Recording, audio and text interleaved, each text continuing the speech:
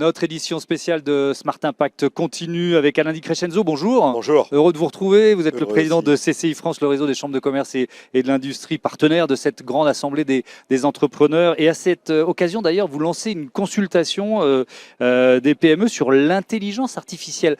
Je voudrais bien savoir ce que vous cherchez à identifier avec cette étude. Alors, on ne veut surtout pas faire un baromètre parce qu'il y en a partout. Ce qu'on veut, c'est avoir des pistes de déploiement. L'idée, c'est qu'on travaille depuis un certain nombre d'années. On fait des sondages, on a fait des essais sur le terrain. Moi, j'ai sensibilisé avec l'équipe de CCI 36 000 entreprises l'an dernier. On en a accompagné à peu près 1000 avec des usages. Là, ce qu'on veut faire, c'est faire du grand déploiement. La maille, c'est 100 000 entreprises par an.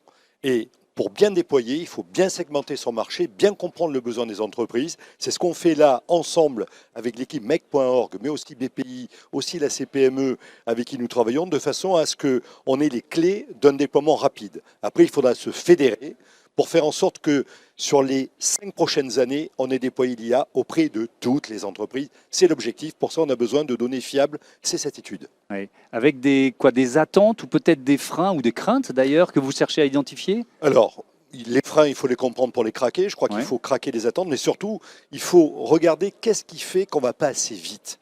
Parce qu'il y a des chiffres qui me font mal. 66%, 33%, 10%. 66% des entreprises disent que c'est fondamental, c'est une question de survie. 33% ont à peine déployé une application ou quelques usages et 10% utilisent massivement l'IA.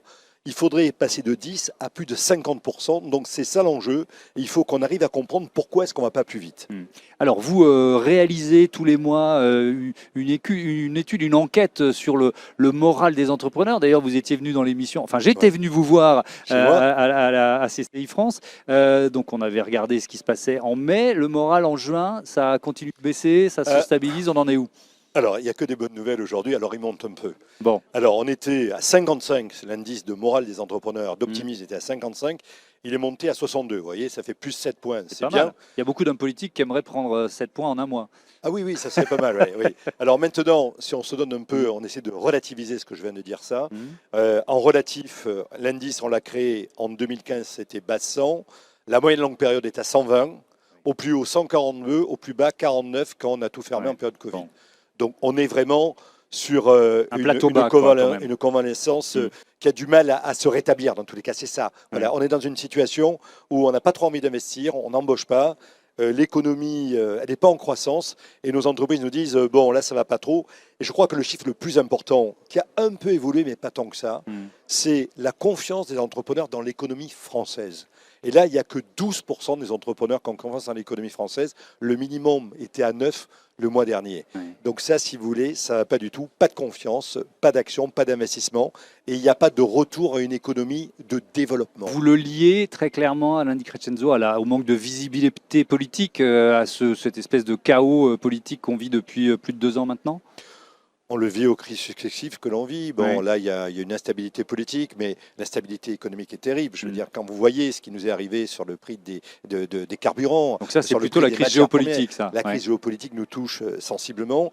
Après, donc, ces craintes que nous avons autour de nous d'instabilité et de crise font que quelque part, vous voyez, on épargne.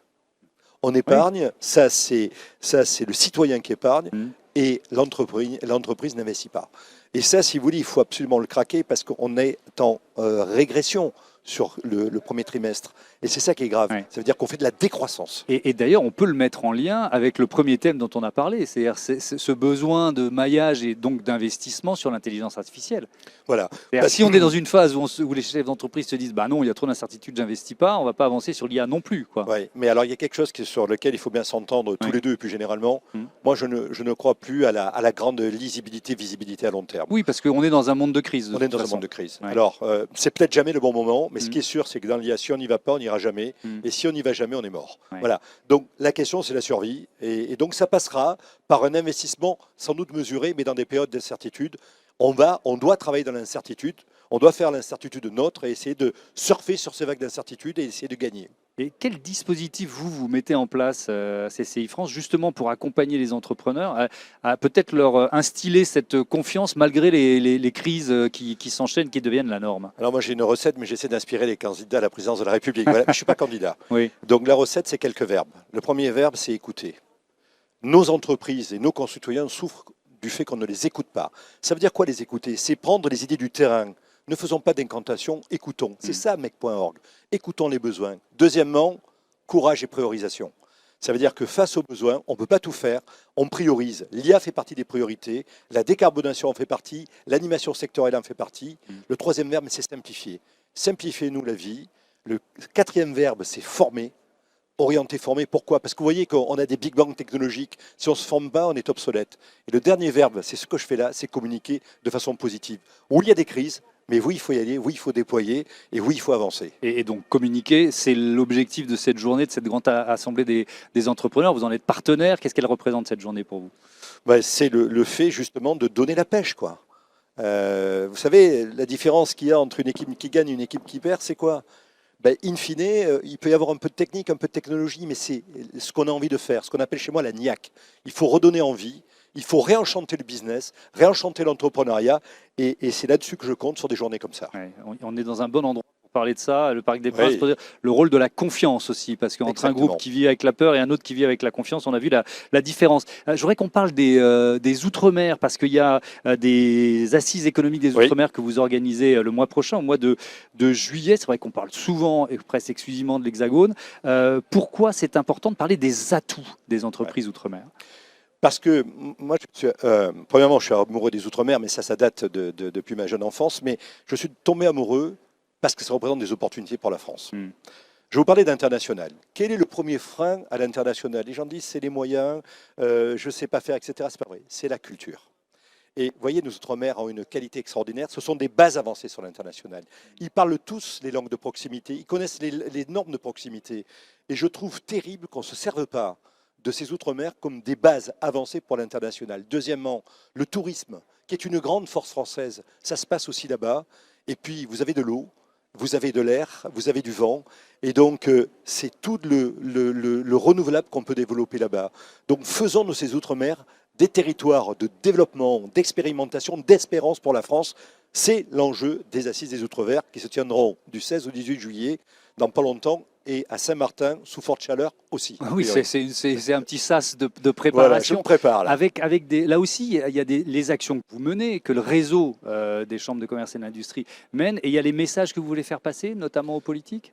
Alors, évidemment, on nourrit, si vous voulez, les fameux cahiers de la présidentielle sur plein de sujets, notamment sur les Outre-mer. L'idée, c'est de se dire, bon, 5 besoins là. 5 besoins sur lesquels on ne peut pas faire l'impasse. Derrière 5 besoins, 5 plans d'action. Et c'est ce qu'on aimerait souffler aux candidats à la présidence de la République. Il y a un vrai sujet, c'est l'urgence. Il faut arrêter. Vous savez qu'il y a un chômage de jeunes de plus de 30%. Il y a un taux de délinquance qui est terrible. Il y a un taux d'alphabétisme qui est aussi très important. Je crois qu'on ne peut plus décrocher comme ça. Il faut revenir dans la moyenne nationale. Et pour ça, il faut accélérer sur quelques leviers qui sont à notre portée. On ne parle pas de milliards là. On parle d'initiatives acceptables et abordables par tous. Ouais. Un dernier mot, il nous reste un peu moins d'une minute. Vous disiez que les Outre-mer, c'est une sorte de base avancée vers l'international. Qu'est-ce que vous mettez en place pour aider, soutenir les PME et les entreprises en général dans leur volonté d'aller à l'export? Alors nous, on a deux grandes missions. La première mission, c'est l'animation des communautés. On a 30 000 entreprises capables d'aller à l'international qu'on anime 1000 événements par an. Ça, c'est le travail du vivier. La deuxième activité, c'est soit une entreprise qui a capacité à y aller, après avoir diagnostiqué le couple produit-marché-entreprise, vous le triplez, d'accord ? L'idée, c'est quoi? C'est qu'on les prépare. C'est gratuit.